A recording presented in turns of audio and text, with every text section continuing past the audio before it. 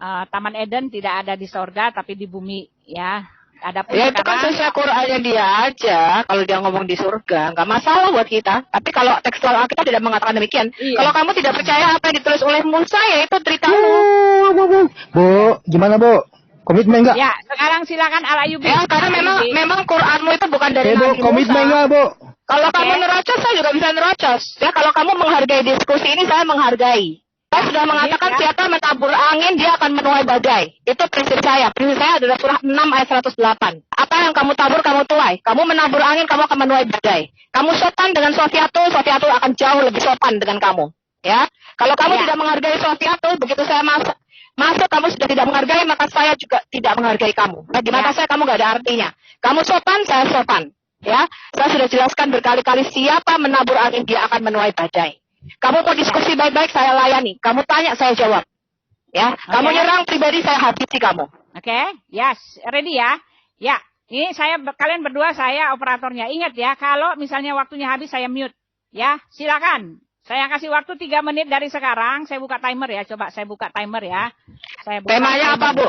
Tadi begini ya, dia bilang katanya bahwa Adam itu dia beranak cucu itu karena kerjaan Tuhan gitu. Memang Tuhanlah yang mau dia tinggal di bumi. Karena kalau dia hidup kekal, dia tidak melakukan dosa, memakan buah pengetahuan baik dan jahat itu. Nanti kalau dia beranak cucu di sorga kan sorga penuh katanya gitu.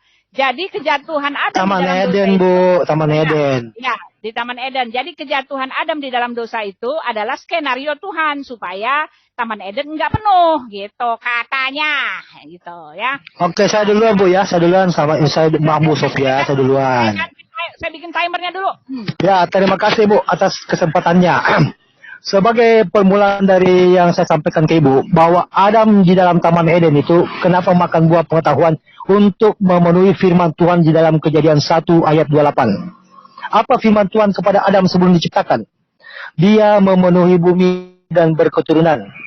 Kalau Adam tidak memakan buah pengetahuan itu, tentu Adam akan berketurunan dan kekal. Bagaimana jadinya kalau keturunan Adam itu sampai miliaran bahkan triliunan dalam Taman Eden atau di bumi? Bisa penuh bumi ini Bu, tanpa batas, melahirkan dan melahirkan terus, semua kekal, tidak ada yang mati, semua kekal, tidak ada generasi Bu.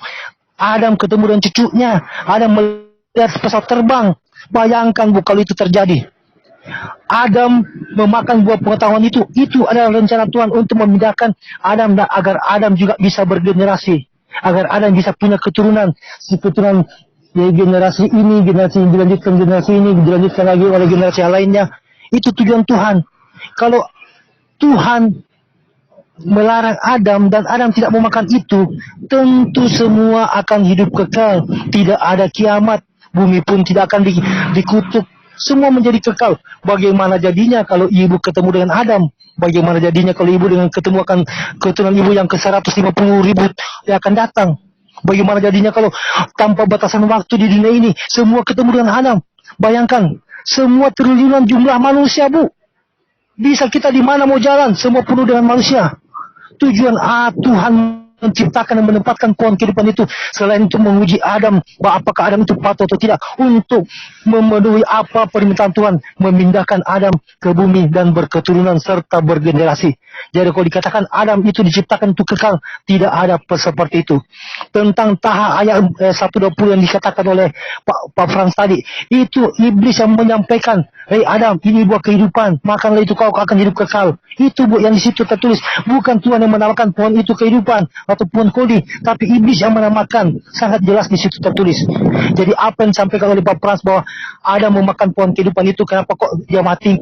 Itu bukan Adam, bukan Tuhan yang memberi nama pohon kodi itu, tapi iblis Bu. Dan sekali lagi, Tuhan juga merencanakan permusuhan antara Adam dan manusia, antara manusia dan setan maksud saya. Di Kejadian 3 ayat 15. Tuhan mengatakan, aku akan membuat permusuhan kamu dengan keturunan iblis dan keturunan manusia. Di sini jelas dikatakan keturunan iblis. Siapa keturunan iblis itu Bu? Apakah iblis beranak pinak seperti manusia? Atau itu artinya manusia yang mengikuti iblis? Atau malaikat-malaikat yang memberontak? Di sini sudah jelas iblis itu memberontakkan apa? Apa kesombongannya itu seperti apa bentuknya sehingga dia memberontak kepada Tuhan? Di dalam Al-Quran jelas dia disuruh selesai. diperintah. Selesai. Aduh. Lanjut. Silakan Sofi. Sebentar. Sebelum saya mulai ya, dia itu menjelaskan dari sisi Alkitab, nggak boleh, Bu. Kamu jelaskan kepercayaanmu aja. Kok kamu menafsirkan kitabnya orang itu hakmu apa? Aku tanya. Tunjukkan sama saya di dalam Quranmu, Adam itu memakan pohon kehidupan. Pohon buah pengetahuan baik dan jahat. Kamu jangan jelaskan Alkitab saya. Artinya, Ibu, artinya gini dong Ibu, dengarkan aku. Ibu, dengarkan aku, katanya bertanya. Kamu hanya boleh bertanya tentang Alkitab. Kamu sudah menafsirkan Alkitab saya. Itu salah semua loh. Ya, nggak boleh salah-salah. Kamu sudah salah menafsirkan. Kamu sudah kena penistaan agama ya. Kamu tidak boleh menafsirkan. Kamu hanya boleh bertanya. Dan kamu harus menjelaskan sesuai Quranmu. Begitu juga dengan saya. Saya hanya bisa bertanya tentang Quranmu dan menunjukkan tafsir dan menunjukkan asbabun nuzul. Kok enak-enak aja kamu menjelaskan Alkitab dari Hong Kong. Kamu menjelaskan Alkitab. Bu. Ajis, Saya ini waktu Sofi, Ajis. Nggak ada bisa, Ajis. Komitmen. Mau ngomong apa kek, pokoknya nih waktu Sofi. Silakan Sofi. Jangan mau disela. Ngomong Ya, aja. kamu salah semua ya. Ya, kamu tidak boleh menjelaskan Alkitab saya. Di tempatmu tidak ada yang namanya buah pohon pengetahuan baik dan jahat. Yang pertama, Adam tidak diciptakan kekal. Adam itu diciptakan dari debu tanah, artinya fana. Dia bisa hidup kekal, itu hidupnya tergantung daripada akses dia kepada pohon kehidupannya adalah Yesus itu sendiri.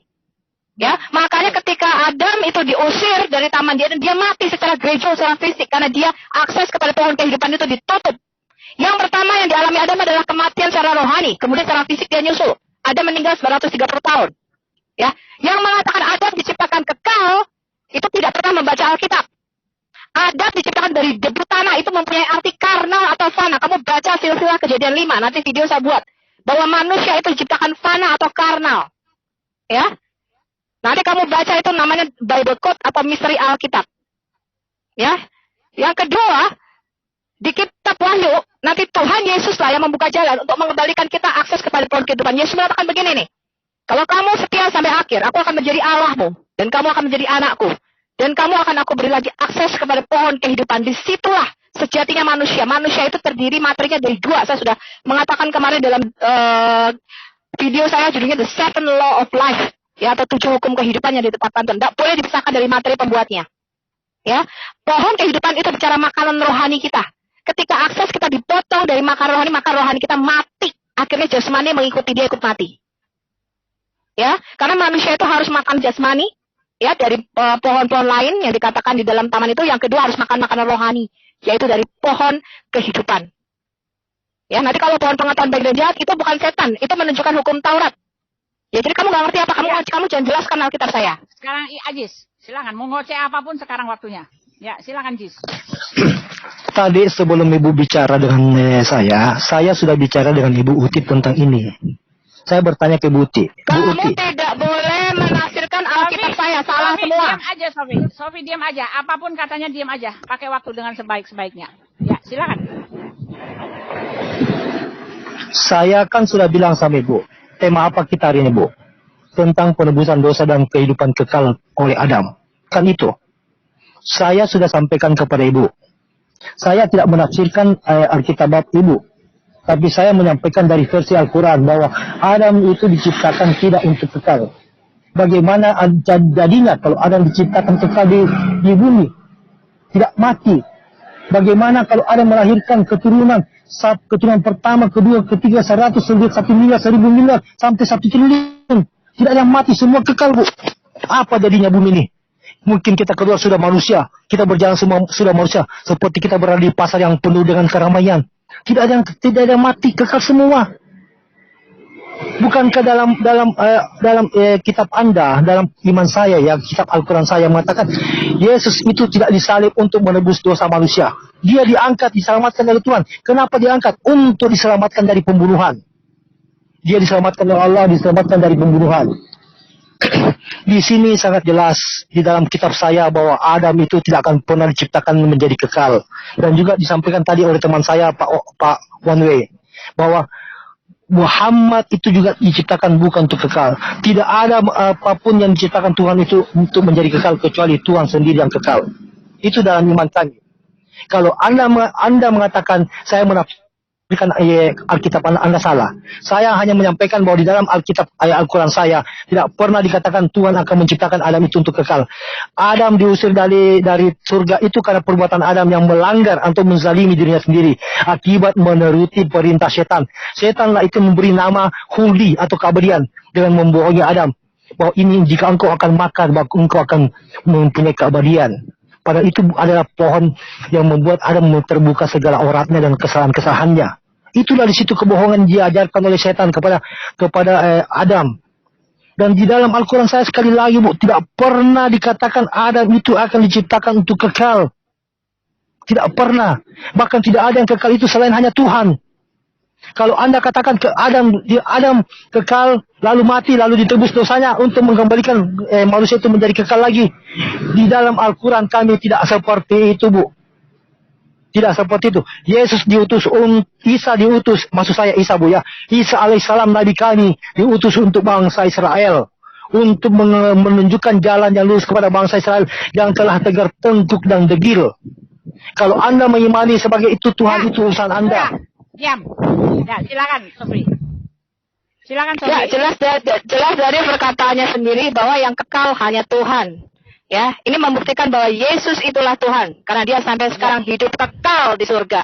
Ya, Amin. Itulah yang dikatakan bahwa dia telah mengalahkan dosa dan maut. Jadi dari mulutmu sendiri kamu sudah mengatakan bahwa semua manusia itu mati, fana, karena kita ini dari benihnya Adam. Itulah yang kamu tidak tahu mengenai hukum kehidupan di dalam Alkitab kita. Jadi jelas dari perkataan mulutmu sendiri bahwa tidak ada manusia yang hidup kekal kecuali Tuhan itu sendiri. Dan dengan dibuktikan bahwa Yesus yang kamu katakan diserupakan apapun itu, ya dari Quranmu sendiri membuktikan dia sampai sekarang kekal di surga. Dia tidak mengalami kematian. Ya, kalau kami beriman bahwa Yesus mati bagi dosa-dosa kami, itulah sebabnya kamu harus masuk neraka sesuai Maryam 7:1. Ya, karena di dalam Quranmu itu tidak ada kabar baik, tidak ada Injil. Ya, Injil itu hanya ada di dalam Alkitab kita. Kabar baik itu hanya ada di dalam Alkitab kita. Nah, inilah yang selalu dikatakan oleh Galatia 1 ayat 6 sampai 8. Yaitu Quran membawa Injil yang berbeda, Injil palsu, ya, yang mana memberitakan Yesus bukan Tuhan, dia tidak mati di salib bagi dosa-dosa kita, dan dia tidak bangkit pada hari yang ketiga. Ini namanya Injil palsu. Ya, Injil palsu ini nggak laku di surga. Ya, kemudian Quran juga memberitakan 2 Korintus 11 ayat 4, yaitu Yesus yang berbeda. Yesus yang adalah keponakan Musa dan Harun, yang lahirnya di bawah pohon korma. Ini adalah Yesus yang lahir di Arab, ya, di bawah pohon korma. Itu bukanlah Yesus Kristus di dalam Alkitab kita. Ini berbeda. Yesus dalam Alkitab kita mati, bahkan dia sendiri menubuatkan 3 kali kematiannya. Di dalam Perjanjian Lama kita tahu bahwa anak domba itu harus mati.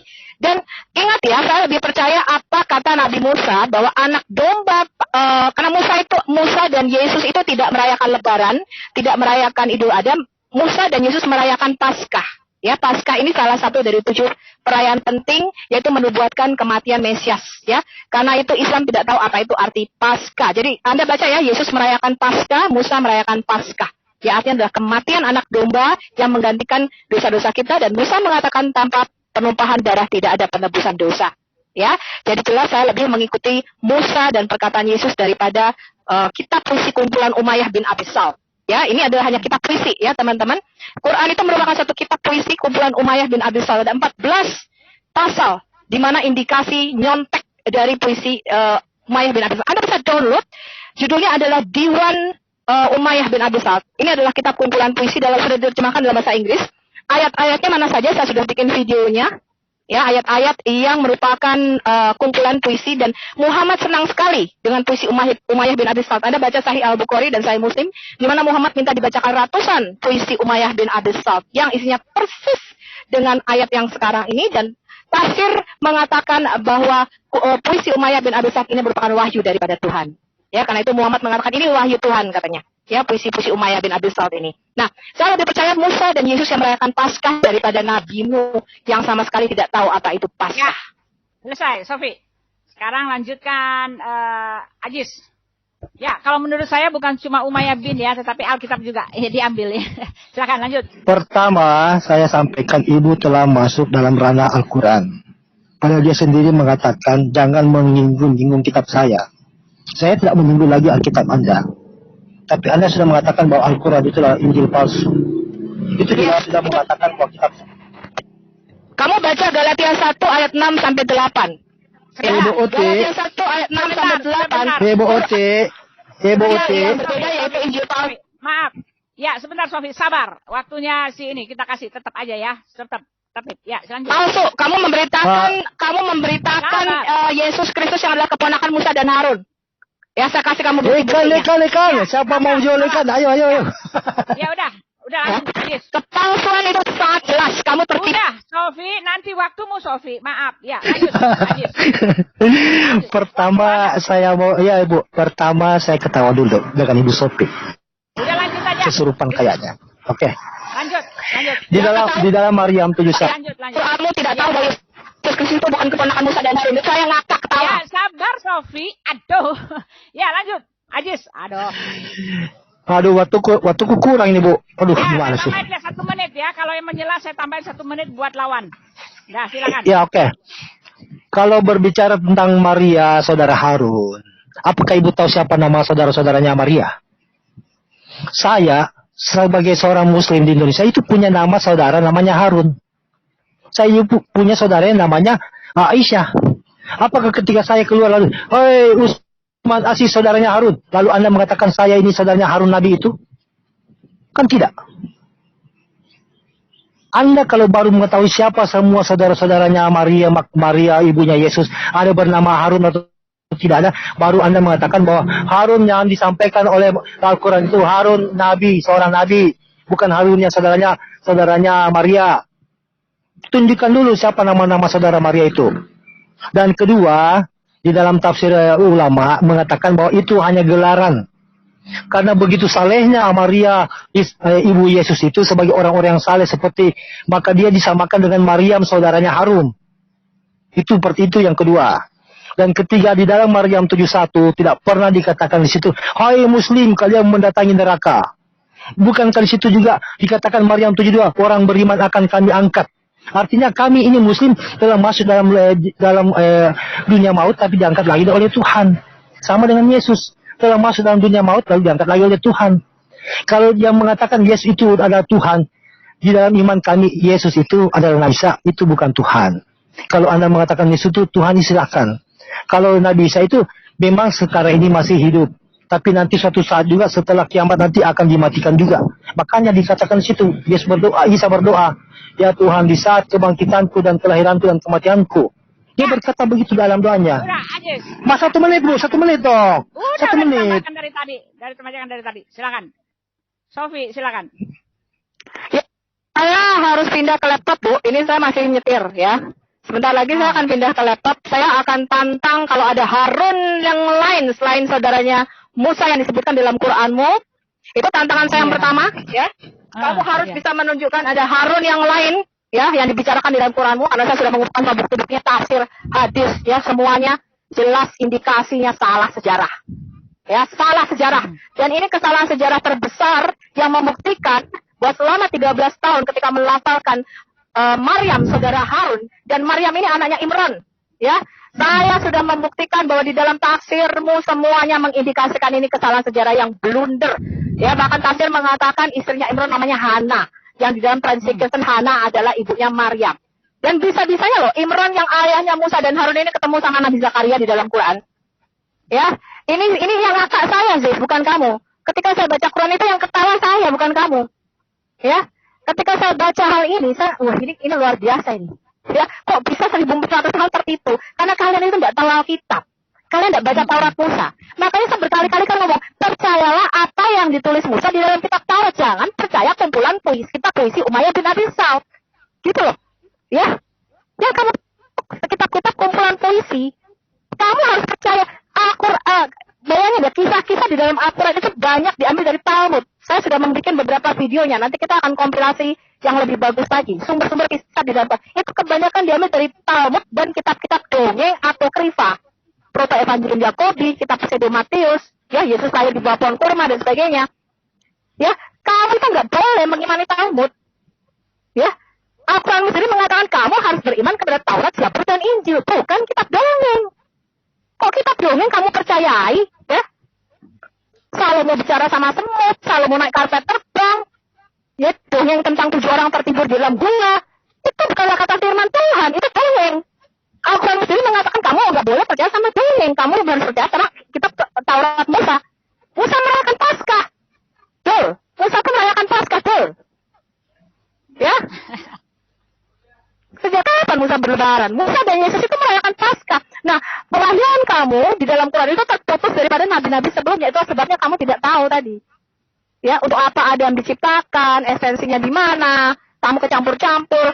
Ya, kamu menyatakan siapa itu keturunan iblis. Loh, di tempatmu sendiri iblis itu punya 2 alat kelamin kok. Dan iblis itu menikahi dirinya sendiri. Tiap hari dia bertelur 70, saya bisa buktikan itu. Ya, saya bisa buktikan dari kitab-kitabku sendiri. Nah, itu yang harus kamu koreksi, Dul. Tuhan kok salah sejarah. Ya, nggak mungkin Tuhan mengatakan Maryam ini keponakan anaknya Imron dan saudara perempuannya Harun. Nggak mungkin kalau Tuhan ngomong gitu. Ya, sekarang Itu si kitab Ajis. Sabean. Ya, Ajis, maaf. Ya, lanjut. Ya, Kamu jawab, Ajis, yang benar. Jangan lari dari konteks. justru yang harus membuktikan itu bahwa Harun itu tidak ada saudaranya Maria bernama Harun, itu ibu. Kalau kami kan sudah mengatakan Harun itu saudaranya Maria. Apakah Harun yang dimaksud adalah saudaranya Maria? Harun itu adalah seorang nabi.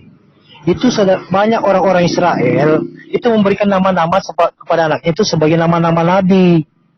Saya saja bu, saudara saya banyak nama nabi. Ada Harun, ada Muhammad, ada Ilyas. Itu nama saudara saya. Nggak jalan, Bu. Mendingan TikTok aja.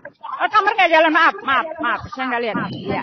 Ya, Nah, itu sekarang berkah, kamu Bu. udah- Berkah. Mendingan TikTok aja, Bu. Jangan, Bu. Ribut. Saya tidak mau dengan penculikan. TikTok ribut atau malah Saya kalah, Bu. Kalau penculikan sama penjual baju, saya kalah. Ya, udah langsung saya kurangin ya, jam 2 selesai. 2, Loh. cepetan. Aduh, gimana? Tadi kan udah 1 menit. Begini. Udah cepetan. Loh. Begini, Bu.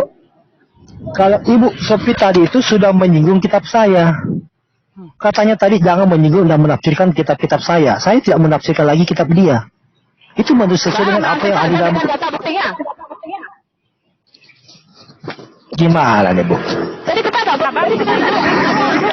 buktinya. Seperti tadi saya mengatakan bahwa Quran itu Ibu adalah mengambil, Bu. Itu saya berikan buktinya. Itu puisi Umayyah itu lahir tahun berapa, Bu? Apakah sebelum Nabi Muhammad atau sesudah Nabi Muhammad? Itu sesudah Nabi Muhammad. Dari mana Said seseorang sesudah Nabi Muhammad itu masuk di dalam Al-Quran? Justru ibu yang tidak tahu. Ibu bisa buka sendiri literaturnya Umayyah itu. Itulah orang kafir yang memusuhi Nabi Muhammad, seorang penyair. Kamu tidak tahu siapa itu. Aduh, gimana sih, Bu? Kamu omongkan. Ya, Bu, udah diam. Ya, silakan lanjut. Kamu tidak boleh. tambah 1 menit, Bu, ya. Tambah 1 menit. Tidak boleh melakukan kitab kamu. Kamu harus Tuh. memberikan keterangan.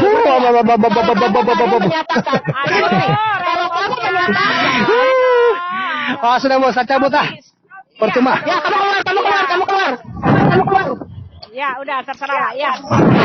Begini, Bu, kalau Ibu tidak bisa komitmen dengan saya, Ibu jangan premie, jangan membuat monolog tentang Islam. Kalau Umayyah itu penyair itu sesudah Nabi Muhammad, Bu. Ngerti enggak? Di zaman Nabi Muhammad. Begini, Bu, begini. Aduh. Kamu mengklaim Harun itu saudara Maryam. Ada saudara Maryam lainnya bernama Harun. Itu yang harus kamu buktikan. Saya akan tunjukkan hadis Nabi Muhammad tentang bagaimana Nabi Muhammad menyikapi pertanyaan seperti itu. Itu sudah ada zaman dulu, Bu. Makanya dia ngomong Maryam itu adalah keturunan daripada Iya, benar, Bu, benar.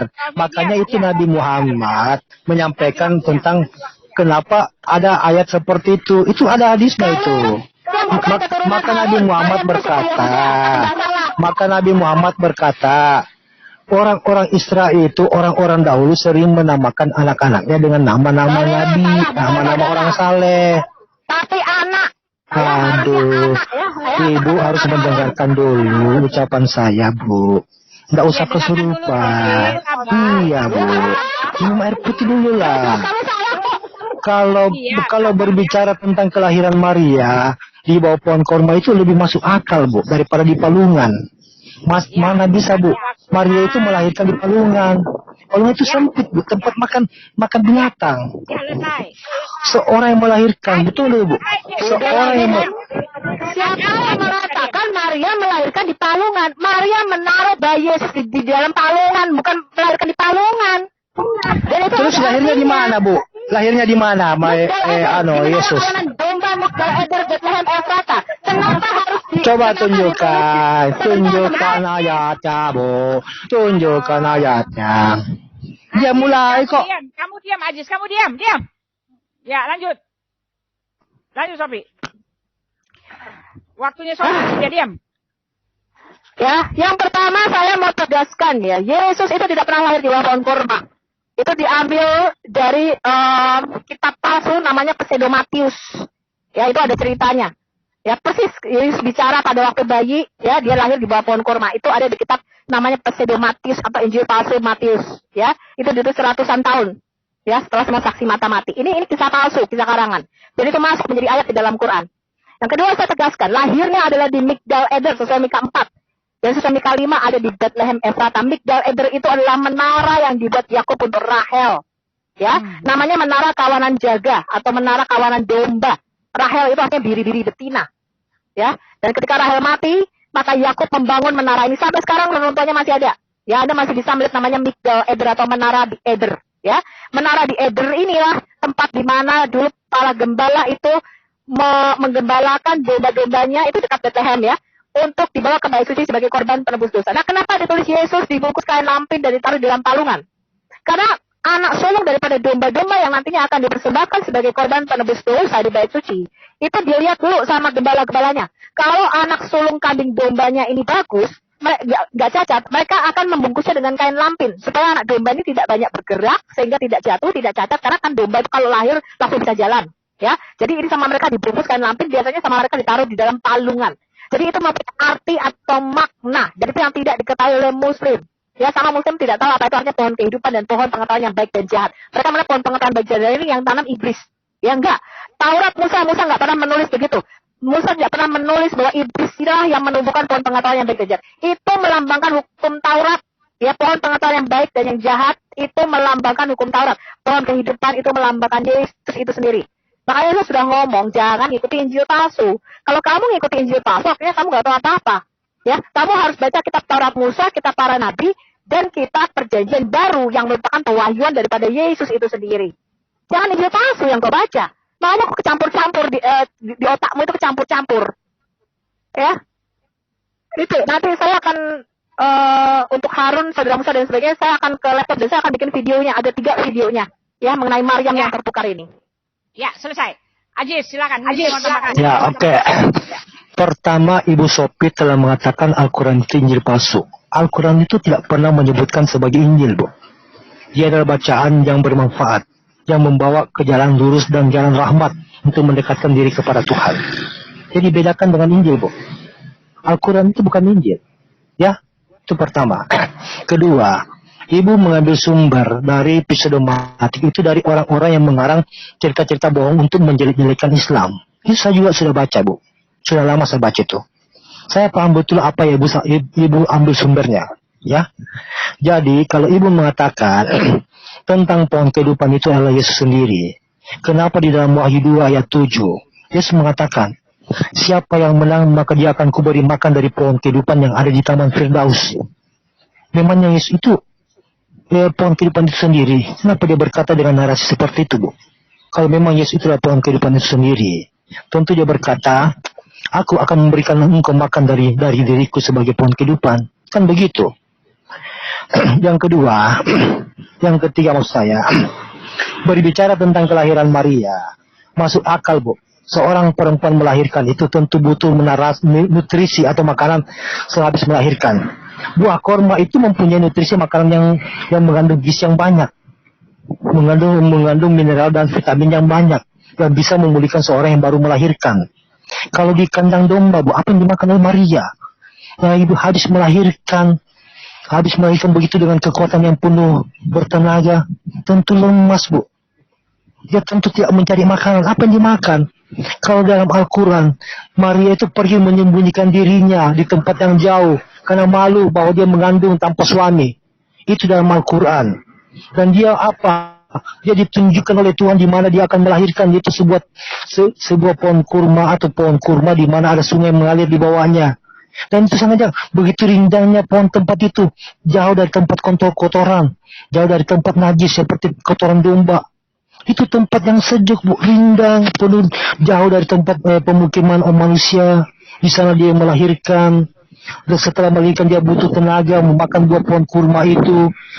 Pohon kurma itu ada berbagai jenis macam juga, Bu. Ada yang pendek 2 meter tingginya, ada 1,5 meter. Jadi jangan katakan Ibu pohon kurma itu semuanya tinggi-tinggi, tidak. Maria sehabis melahirkan tentu dia butuh nutrisi dan makanan untuk memulihkan tenaganya sehabis melahirkan. Dan dengan rahmat Tuhan dia ditunjukkan di mana dia harus melahirkan. Bandingkan dengan apa yang ada dalam kitab Ibu. Dia dilahirkan di sebuah kandang, lalu ditaruh di palungan, tempat makan kambing. Itu kotoran dan najis, Bu. Bayangkan kalau Anda anggap sebagai seorang Tuhan yang jadi manusia, dilahirkan dari tempat yang najis. Bagaimana Al-Quran memuliakan. Selesai. Ya. Jadi gini, Sophie masih di jalan ya, mau ngambil itu? Bisa, Sophie? Sophie-nya tadi katanya lagi. Sebentar lagi, tunggu 10 menit ya, lagi. Sebentar lagi, ya, saya handle dulu ya, sebentar. Ya, jadi Ajis ya, kamu sebentar ini, Ajis saya pakai. Bentar, Bu, saya mau ngomong, saya mau tegaskan sebentar. Ya, Injil Presiden Matius itu ditulis jauh sebelum Quran. Jadi tidak benar yang kamu katakan, ya, bahwa Injil Pseudo-Matius itu ditulis untuk menjelek-jelekkan Islam. Oh, enggak kenal Islam. Ya, Pseudo-Matius itu tidak pernah menyebut kata Muslim dan kata Islam karena ditulis jauh sebelum Islam.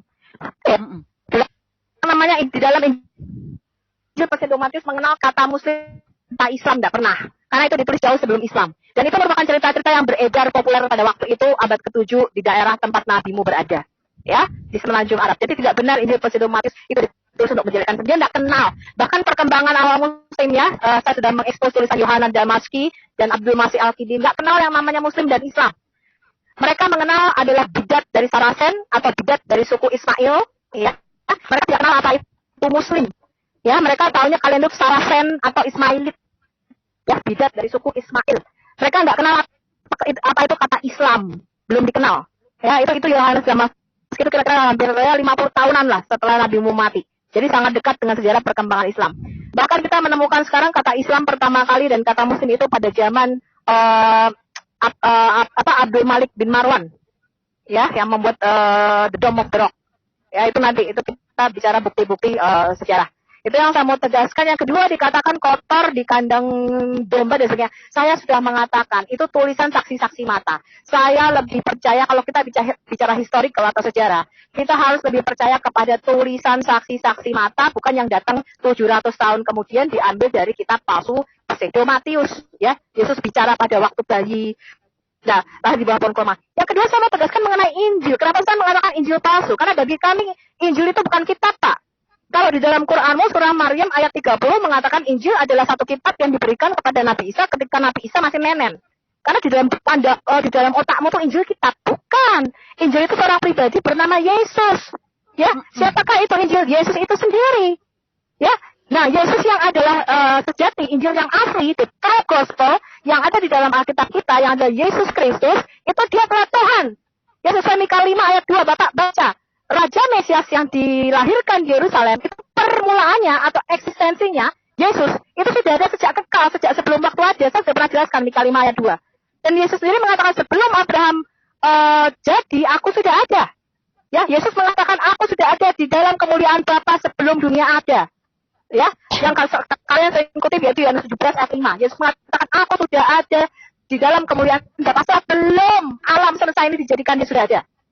Ya, itulah eksistensi. Jadi Yesus itu yang sama adalah Yesus yang kamu beritakan dulu, Yesus palsu. Ya, Yesus yang adalah keponakan Tuhan. Karena Injil itu bukan kitab yang diberikan kepada Nabi Isa ketika Nabi Isa masih nenek. Ya, sesuai dengan surah Maryam 30, bukan Injil itu bagi kami. Injil adalah Yesus itu sendiri. Dan kamu memberitakan Yesus yang berbeda, 2 Korintus 11 ayat 4. Itu yang saya maksud. Ya. Dan tidak mati. Itu Yesus yang lain. Sudah, Bu, sudah. Ganti. Ya, silakan. Ya, kalau berbicara tentang Al-Quran, bukan membahas lagi Al-Quran saya. Melanggar ya. Berbicara tentang Al-Quran, ketika Isa diberikan kitab, dikatakan ketika masih bayi. Itu artinya Tuhan sudah menubuatkan dan menafsirkan bahwa Isa itu akan punya kitab. Sama dengan Yeremia, Yehezkiel 3 ayat 3. Apakah yang dimakan oleh Yehezkiel itu kitab? Dia disuruh diperintahkan oleh Tuhan untuk memakan kitab. Lalu kata Yehezkiel, rasa kitab ini sangat manis di mulutnya. Apakah dia makan kitab menurut ibu? Di sini dalam Al-Quran, Tuhan memberikan kitab kepada Nabi Isa itu, Tuhan sudah tahu bahwa Injil ini akan dibuat jadi kitab. Itu kalau kita berbicara secara logika manusia ya, supaya ibu bisa pahami. Nah, kalau berbicara mengenai tentang pseudomatis, tentang Umayyah itu seorang penyair di zaman setelah Nabi Muhammad. Nabi Muhammad sudah tua, dia baru lahir. Dia seorang penyair. Kalau Anda mengatakan pseudomatis itu adalah kitab-kitab yang ditiru oleh Al-Quran, kan sudah disampaikan dalam Al-Quran. Aduh. Bohong, dia tidak menyampaikan data. Kamu buka sekarang. Umayyah bin Abi Sa'id itu hidup dengan nabimu. Nanti kita sama-sama, kan internet ada, bisa kan dibuka. Kalau saya bicara dipotong, ibu 1 menit ya Bu Uti ya. Ibu tahu komitmen. Loh, saya tidak pernah menghakimi orang sama bohong, Bu. Kalau ibu mau membuktikan silakan. Iya. Nanti saya akan tunjukkan juga datanya. Yang pertama saya minta. Ikan. Ayo, ikan. Ini Pak, belikan Pak ikan. Sini. Ayo baju. Saya dipotong lagi waktu itu Bu. Gimana sih? Isa ketika Isa masih nenen. Silakan. Kalau saya minta bukti Bu, di mana Injilnya Yesus ketika bayi, bisa nggak dibuktikan? Dia kan Injil hidup. Iya, mana buktinya Injil itu? Tunjukkan di mana. Yesus itu kan Injil.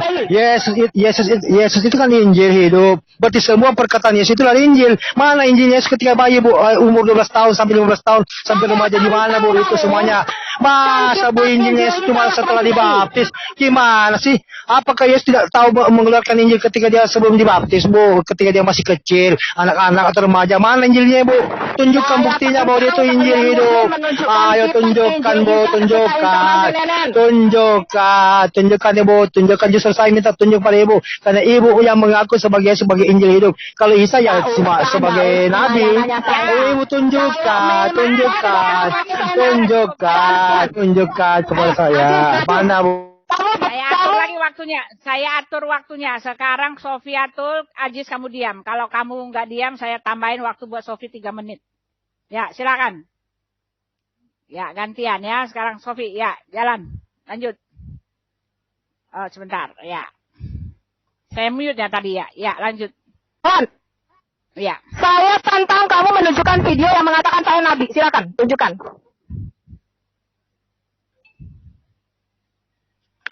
Ajis, kamu punya titik enggak? Kamu laki-laki enggak? Kamu tunjukkan video yang mengatakan saya mengaku sebagai Nabi. Silakan. Ya, jawab Ajis. Ini lagi diminta nih, lagi diminta di TikTok. Ayo, silakan jawab. Maksudnya apa Bu? Minta siapa sebagai Nabi? Karena saya mengaku sebagai Nabi. Saya tidak pernah mengatakan ibu Nabi. Kapan saya mengatakan ibu Nabi? Kamu tadi barusan ngomong. Ibu Uti bisa putar rekamannya enggak? Kapan saya ngomong Nabi? Tahu di video mana saya mengatakan saya Nabi? Saya tidak pernah berkatakan Ibu Sofiatul itu Nabi. Coba buka Ibu rekamannya. Kamu tadi barusan itu ngomong video ini Bu. Beberapa menit yang dia mengatakan saya Nabi. Dia harus bisa membuktikan perkataannya. Karena semua yang saya katakan, saya mempunyai data-datanya dan saya bisa buktikan perkataan saya. Ya silakan Bu, saya juga akan buktikan. Kan saya sudah bilang, Umayyah itu seorang penyair. Dengar dulu Bu, dengar dulu. Satu-satu. Saya akan tunjukkan ya. Tunjukkan puisi Diwan Umayyah. Kamu tunjukkan dulu mana saya Nabi. Silakan. Ajis, kamu Ajis, jadi aku mute ya. Kamu harus minta maaf dan kamu harus menarik kata-katamu. Ajis, kamu Nabi, jadi aku Nabi. Saya tidak pernah mengatakan Ibu Sofiatul Nabi. Kalaupun ada itu tolong dibuka Bu. Kalau ada, saya minta maaf. Ya oke. Ya, sudah jangan bergelut di situ ya. Kita jadi hilang topiknya. Kembali lagi tadi kemana tadi? Ke Umayyah. Sofiatul ingin Sudah ya, kamu Begini Bu, ya. saya tidak bermubahalah dengan Ibu Sofiatul. Saya bermubahalah dengan Ibu Sofiatul. Saya kalau mengatakan Ibu Sofiatul Nabi, saya hari ini juga ditabrak oleh mobil truk sampai hancur. Bagaimana dengan Ibu Sofiatul? Berani nggak? Ya, udah selesai. Kamu anak Tuhan, kamu tahu kan, kamu dengar kesaksian saya tidak pernah bersumpah. Saya mengatakan iya dan tidak mengatakan tidak. Ini bukan sumpah Bu, ini bermubahalah. Ini bermubahalah Bu. Aduh gimana sih? Begini Bu. Oke, saya sendiri Bu. Oke, saya sendiri Bu ya. Oke, Ibu tidak usah. Sebentar. Oke Bu, begini. Hamba Allah, saya anak Tuhan. Saya tidak bersumpah, ya. Saya orangnya kalau dia mengatakan kalau tidak katakan tidak. Kamu tadi sempat minta maaf. Ya, atau jangan tarik lagi perkataanmu, ya. Saya tidak pernah mengatakan saya nabi, saya anak Tuhan. Dan seorang anak Tuhan itu mendengar suara Tuhan Yesus mengatakan domba-dombaku mendengar suaraku dan aku mengenal domba-dombaku. Ya, jadi kamu tarik perkataanmu yang mengatakan saya nabi. Aji bicara, maaf tapi ya, gantian. Ya. Kalau saya mengatakan Ibu Sofiatul Nabi, hari ini juga saya akan ditabrak mobil truk sampai hancur berkeping-keping. Kalau saya masih ada besok Bu, berarti saya tidak ditabrak dan saya tidak ngomong seperti itu. Itu pertama janji saya. Oke. Jadilah sesuai imanmu. Ya, alhamdulillah jadilah sesuai dengan imanku. Allah Subhanahu wa taala saya percaya. Oke. Kalau saya ngomong begitu Bu ya. Kalau saya tidak ngomong begitu, saya mohon kepada Ya memang Ibu kan orang kafir. Bagi kami. Tidak percaya dengan Allah. Ya. Saya tidak menyembah Tuhan dan membeli batu Begini. Di dalam Al-Quran sudah di dalam Al-Quran yang rumahnya ada di kotak hitam di Mekah. Saya menyembah Tuhan Allah Israel. Aduh, Bu. Tambah dong Bu 1 menit. Iya. Begini Bu. Ibu mau tidak percaya dengan Allah di dalam Al-Quran itu urusan Ibu. Tidak masalah. Karena memang dalam Al-Quran Allah yang rumahnya di kotak hitam di Mekah. Saya tidak percaya Tuhan Yesus pemilik Bu Uti. Saya percaya Allah yang ada di Yerusalem, yang adalah Allah aduh. Sabar Sofi, sabar. Iya, Gimana sih? Bisa nggak dimut Bu itu? Ya, silakan. Kalau Ibu tidak percaya dengan Allah Subhanahu wa taala itu silakan Bu. Karena memang Allah sudah menyampaikan hal itu. Orang kafir itu tidak akan pernah percaya dengan Allah. Bahkan Al-Quran pun dia tidak akan percaya. Itu sudah jelas. Jadi saya maklum kalau Ibu tidak percaya. Kalau mengenai tentang lanjut topik. Ibu kan bahas itu dong. Masa saya tidak membantah dulu? Ya udah. Nanti ya kalau di dalam Al-Quran dikatakan bahwa kami itu adalah Tuhannya Allah Abraham. Kenapa Tuhan Allah Abraham? Karena Nabi Muhammad itu diperintahkan untuk mengikuti mila Abraham. Apa mila Abraham itu? Yaitu apa yang dijalankan oleh Nabi Abraham.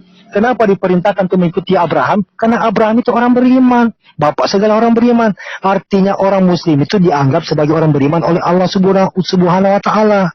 Di dalam hadis Nabi Muhammad diriwayatkan oleh Ahmad, saya kurang tahu nomornya Bu ya, saya lupa. Di situ dikatakan oleh Nabi Muhammad, ya Tuhanku, aku berdoa dengan siapapun nama Engkau yang Kau berikan kepada hamba-hambamu, yang Engkau tuliskan dalam kitab-kitabmu, yang Engkau berikan kepada semua orang nabi-nabimu, dan Engkau sembunyikan di dalam dirimu. Artinya Nabi Muhammad itu sudah tahu bahwa nama Tuhan itu ada yang disembunyikan, ada disampaikan dalam kitab, dan ada disampaikan kepada orang-orang soleh. Tentang siapa nama Tuhan itu menurut Islam, itu Allah. Dan sangat jelas bahwa itu proper name. Makanya di dalam Al-Quran itu di mana terjemahnya pun nama Allah itu tidak pernah diterjemahkan. Beda dengan kitab Ibu. Katanya nama Tuhan itu proper name-nya Yahweh, tapi diterjemahkan jadi Tuhan. Namanya Elohim, tapi diterjemahkan sebagai Allah. Lalu Anda seenaknya mengatakan bahwa Tuhan itu adalah nama proper name. Lalu Allah itu hanya sembahan. Itu yang menerjemahkan seperti itu siapa Bu? Kan kami itu mengimani bahwa perpenam Tuhan yang kami sembah itu Allah. Jadi jangan Anda memframing bahwa Allah itu adalah hanya sebatas sebagai sembahan. Selesai. Silakan Sofi jawab. Aziz cuma asumsi, cuma itu klaim semata. Silakan. Jelas. Tuhan Allah Abraham, Ishak dan Yakub adalah Allah yang sejati yang ada di dalam Taurat Musa. Ya, jadi kita percaya tulisan para nabi, ya, tulisan Taurat Musa bukan kumpulan puisi Umayyah bin Abi Shalf, ya.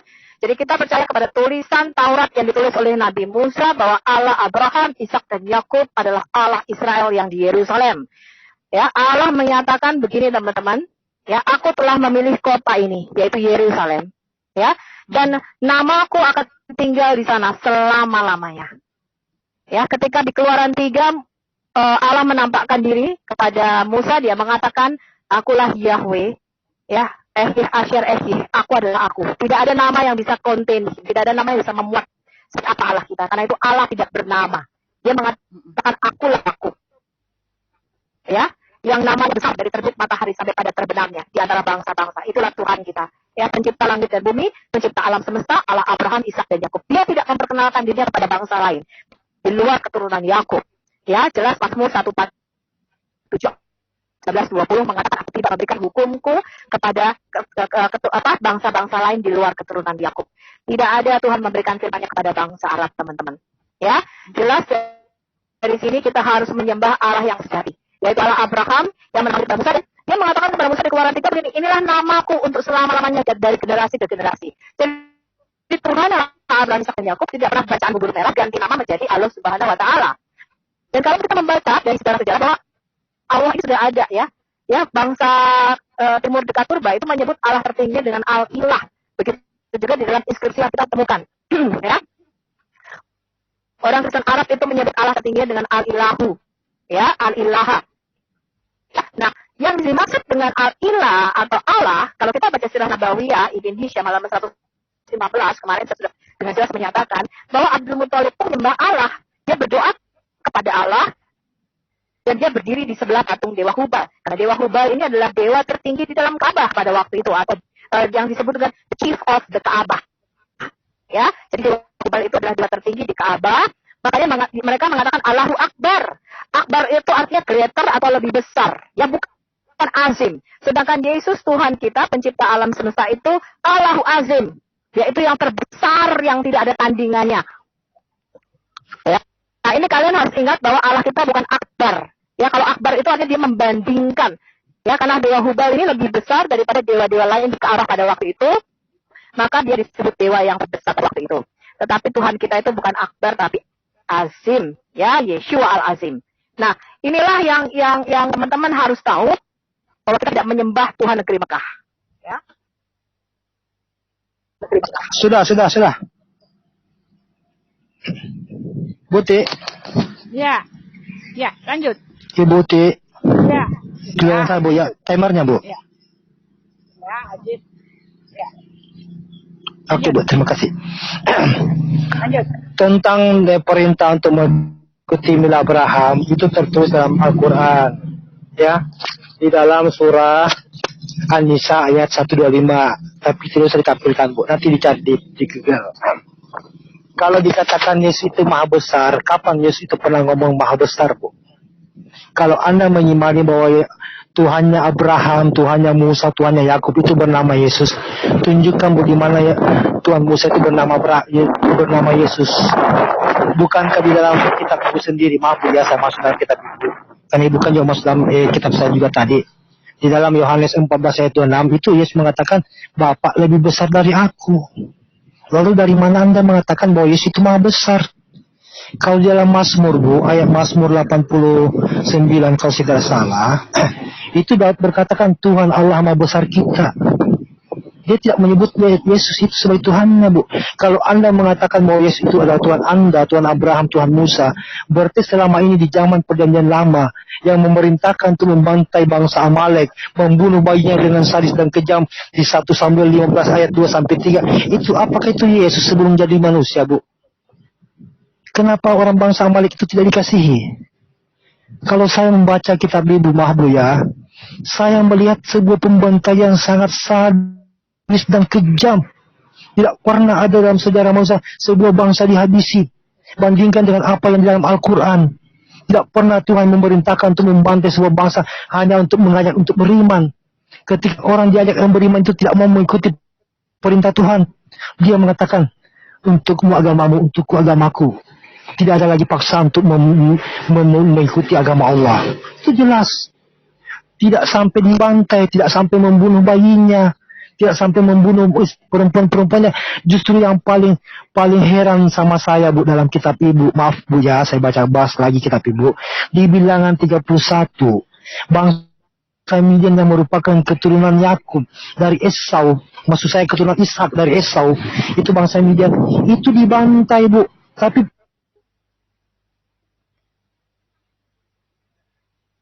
Suaramu kok hilang, Jis? Ya, Ajis suaramu hilang ya. Kita rasa udah cukup ya. Saya mau masukin lagi yang lain ya. Kita bicara. Ajis suaramu hilang, Jis. Tunggu dulu. Halo.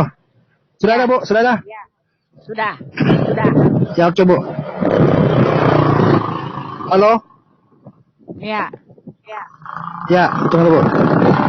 Kalau Ibu Sophie mengatakan bahwa Tuhannya itu Maha Besar itu Yesus, di dalam Yohanes 14 ayat 26 itu dikatakan Yesus Bapa lebih besar dari aku. Maaf Bu ya, saya singgung kitab Ibu. Kalau Ibu juga berkeyakinan bahwa Yesus itulah Tuhannya Musa, Tuhannya Abraham, apakah di zaman perjanjian lama di saat Nabi Samuel itu bangsa Amalek itu sebuah bangsa yang katanya kafir dan tidak taat pada Tuhan itu harus dibantai, Bu? Itu atas perintah siapa? Apakah itu atas perintah Yesus sebelum menjadi manusia? Begitu kejam dan sadisnya. Bahkan anehnya di dalam kitab Bilangan 31, di situ dikatakan semua bangsa Midian itu dibantai, diperangi, bahkan dirampok. Dari tadi habis, Ajis. Saya lagi ngeliat itu. Udah. Maaf, waktu mau habis saya tadi ngeliat sesuatu jadi nggak lihat. Ya, silakan Sofi. Maaf. Bentar, Sofi. saya lagi markir. Ya. Sebentar Bu. Saya lagi mundur. Ya. Nah, jadi saya mau tambahkan Jis ya. Apa tadi saya jadi ini. Tadi apa Jis? Kamu bilang apa Jis? Jis tadi sekali lagi Jis. Saya bilang, Ibu Sophie mengatakan bahwa Yesus itu Maha Besar, Abzin. Kalau saya katakan ya, Yesus tidak pernah mengakui dirinya bahwa dia itu Maha Besar. Ibu bisa buka Yohanes 14 ayat 26. Maaf Bu, ya saya masuk dalam kitab Ibu. Karena kan Ibu Sophie juga masuk di kitab saya. Di situ mengatakan bahwa Bapak lebih besar dari aku. Disitulah saksi Yehova itu tidak pernah menuhankan Yesus. Karena tidak mungkin seorang sembahan itu mengakui dirinya sebagai lebih kecil daripada sembahannya. Sambil nunggu ini ya, sambil nunggu. Bentar, aku jawab. Bentar ya, aku jawab. Ya. Tolong di-mute. Ya, saya jawab. Ya, itulah sebabnya kamu gagal memahami yang namanya dua nature daripada Yesus Kristus. Kamu gagal di situ. Ya, Yesus jelas-jelas mengatakan, akulah yang awal dan yang akhir. Ya, yang sudah ada, yang ada, dan yang akan datang. Jelas di dalam kitab Wahyu. Dia adalah firman Tuhan itu sendiri. Ya, dia jelas mengatakan segala kuasa diberikan kepadaku di bumi dan di surga. Dan di dalam Wahyu 22 dia mengatakan, kalau kamu bertahan sampai akhir, aku akan menjadi Allahmu dan kamu akan menjadi anakku. Ya, jelas yang terbesar. Kamu baca Daniel 7, ayat 9-14, saya berkali-kali mengatakan, ya, Yesus itulah kepadanya diberikan segala kuasa di surga dan di bumi, dan segala lutut akan bertelut, dan segala lidah akan mengaku, bahwa dia adalah Tuhan bagi kemuliaan Allah Bapa. Dan kepadanya diberikan semua kerajaan, semua kuasa, baik itu yang ada di dalam dimensi roh, maupun di dimensi fisik, jelas dia yang terbesar. Ya, kamu baca kitab Daniel 7 ayat 9-14 di mana kepada sang anak manusia yang adalah Mesias itu diberikan segala kuasa dan seluruh umat manusia harus sujud menyembah dan mengabdi kepada Mesias itu sendiri. Jadi kamu memang saksi Yehova itu gagal memahami dua nature daripada Yesus. Karena memang saksi Yehova itu dekat dengan Islam. Ya, yang meyakini bahwa Yesus hanyalah ciptaan, hanyalah manusia biasa. Saya nggak heran. Ya, makanya segera keluar kalian yang saksi-saksi Yehova, segera bertobat, ya, dan segera menerima Yesus yang adalah Allah itu sendiri sesuai dengan kitab Wahyu. Jadi dia mengatakan, aku akan menjadi Allahmu dan engkau akan menjadi Allahku. Ibrani 1 ayat 8, kalau kalian saksi Yehova masih Ibrani 1 ayat 8, ya, yang tentang anak atau kepada anak dikatakan engkau adalah Allah dan tahtamu ya Allah untuk seterusnya dan selama-lamanya kekal. Tongkat kerajaan tidak akan berubah, ya tidak akan bergeser. Jelas Ibrani 1 ayat 8 menubuatkan tentang sang anak yang adalah Allah. Ya, hakikatnya itu sehakikat dengan Tuhan. Bahkan ketika kita dibaptis, Yesus menyamakan dirinya dengan Allah. Ya, baptis dalam nama Bapa, Anak, dan Roh Kudus. Dan ya, alasan kenapa Yesus disalib adalah dia menyamakan dirinya dengan Allah. Jadi Yesus itu disalib alasannya penghujatan. Ya, Yesus tidak mempunyai dosa, Tapi alasan Yesus disalib adalah menghujat Allah karena dia menyamakan dirinya dengan Allah. Makanya imam besar mengatakan, katakan terus terang kepada kami kalau engkau adalah Mesias, yang yaitu anak Allah yang maha tinggi. Ya. Jadi anehnya adalah Muslim menyebut Isa itu Al-Masih, dia nggak tahu apa itu Al-Masih. Mereka taunya Al-Masih itu kakinya datar dan seorang pengusap. Al-Masih itu anak Allah. Ya, jelas di dalam Alkitab kita para rasul, ya, kemudian wanita Samaria, imam besar, ya, mereka mengatakan, katakan kepada kami kalau engkau Mesias, anak Allah yang maha tinggi. Ya, dan jelas di dalam Lukas ketika Gabriel berkata kepada Maryam, engkau akan mengandung melahirkan seorang anak. Dan engkau harus nama Yesus karena dia adalah anak Allah yang maha tinggi, ya, yang kudus. Ya, itulah sebabnya dia adalah di dalam surah 4 ayat 171, kalimatullah alqaha ila Maryam, dan rohullah itu sendiri. Ya, jadi Yesus itu satu-satunya yang bergelar kalimat yang diturunkan di dalam rahim Maryam, yang ketika masih bayi, bahkan Yahya Pembaptis usianya masih 6 bulan di dalam kandungan sujud menyembah kepada Isa. Ya, yang adalah firman Tuhan yang nusuk dari manusia. Jadi dalam Islam sendiri, Yahya Pembaptis sujud menyembah kepada Isa. Itulah bukti ketuhanannya dia. Ya, dan di dalam Quranmu dikatakan juga bahwa tidak ada nabi yang lebih besar daripada Yahya Pembaptis, sama seperti dalam Alkitab kami. Jadi kalau nabi yang lebih besar sujud kepada Isa, siapakah Isa ini? Ya, dia adalah sang pencipta yang menjadi ciptaannya sendiri. Dia nusul menjadi manusia, dia masuk di dalam dimensi kita. Tapi belum selesai ya, kamu belum bisa membuktikan bahwa ada kitab Injil yang diberikan kepada Isa ketika Isa masih bayi. Itu harus kalian cari sekarang, jangan sibuk. Jangan sibuk baca-baca Injilnya kami. Karena Injil jelas, nggak pernah di dalam Alkitab kita, nggak pernah Injil itu sebuah kitab. Ya, Roma 1 ayat 1-2 mengatakan Injil ini sudah diberitakan oleh para nabi. Injil itu adalah kabar baik yang sudah diberitakan oleh Musa di dalam kitab Taurat. Ya, di dalam Kejadian 3 ayat 15. Yaitu sang tebus atau sang goel di Kejadian 3:15 itu adalah proto euangelion. Itu adalah Injil yang pertama. Jadi Injil itu bukan kitab yang diberikan kepada Isa. Bagaimana mungkin 700 tahun kemudian ada aliran baru yang menamakan dirinya dengan Islam mengatakan Injil itu satu kitab yang diberikan kepada Isa masih kecil? Itu tidak pernah ada. Ya, tidak pernah ada di dalam pemahaman. Bahkan sampai sekarang Israel itu masih menantikan Injil atau kabar baik itu, sang Mesias itu. Mereka masih menantikan, mereka nggak menantikan kitab yang turun dari surga. Ya, sudah ya. Sekarang si Ajis. Ajis, kalau Ajis, Ya, Ajis, begini. udah nyerah Ajis. Ibu cari. Udah nyerah belum? Ya? Ajis, udah nyerah belum? Udah nyerah belum kamu? Udah nyerah aja. Siapa nyerah, Bu? Siapa nyerah? Bagaimana mau terima Yesus? Pertama, Yesus itu diberikan segala kuasa. Artinya bukan dia berkuasa sejak awal. Itu jelas. Kalau diberikan segala kuasa, berarti ada yang memberikannya kuasa. Siapa yang memberikannya kuasa? Tentu Bapaknya. Kalau Yesus itu Tuhan sendiri, tentu dia tidak akan berkata, segala kuasa diberikan kepadaku. Apalagi Yesus berkata, segala firman yang telah aku sampaikan kepadaku, telah aku berikan kepada mereka, telah aku sampaikan kepada mereka. Jadi jelas di sini Yesus itu hanya penyampai firman atau utusan Tuhan. Dan saya tidak pernah menemukan dalam Injil Ibu Yesus mengaku dirinya, akulah Tuhan yang datang dalam rupa manusia untuk kalian, atau akulah Tuhan satu-satunya yang datang dalam rupa manusia. Atau setidak-tidaknya omongan seperti ini, hidup kekal itu adalah kalian mengenal aku sebagai satu-satunya Tuhanmu. Jangan ada Tuhan Allah yang lain selain aku, Yesusmu. Saya tidak pernah menemukan seperti itu. Tapi pengakuan Yesus sebagai utusan Tuhan sangat jelas ada. Dan itu yang saya imani. Di dalam Injil Ibu, saya kurang tahu di mana tepatnya. Yesus berkata ketika dia meminjam keledai walaupun tidak dikembalikan, dia akan masuk ke Yerusalem. Karena seorang nabi harus mati di dalam kota Yerusalem. Ini pengakuan Yesus sebagai nabi. Dan itu yang kami imani. Sedangkan kamu sudah berbohong. di mana Bu dalilnya mengembalikan keledai? Tunjukkan. Kalau ada,